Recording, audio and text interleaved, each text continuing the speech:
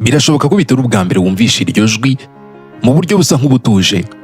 Uyu nta wundi ni Reginald Kenneth Dwight, nyuma yaje kumenyekana nka Elton John.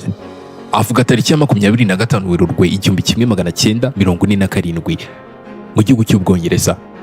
Yari umwana w'ababyeyi b'abakozi basanzwe, aho se Stanley Dwight yari umusirikare mu ngabo zirwanira mu kirere z'Ubwongereza, naho nyina akitwa Sheila Erin Harris. Umuryango wabaga mu nzu isanzwe yo mu gace ka Baherereye, kandi uyu mwana Elton John yakuriye mu buzima busanzwe bw'Abongereza bwa nyuma y'intambara y'isi. Ubuzima bwaranzwe no kudagaragaza amarangamutima cyane cyane ndetse no kubaho mu buryo bworohereje. Uyu mugabo ntiyabanye neza na se kuva akiri muto. Se yari umuntu ukomeye kandi ukunda cyane amategeko, akenshi agahora mu kazi k'igisirikare. Birumvikana ibintu byatumaga habaho intera hagati yabo.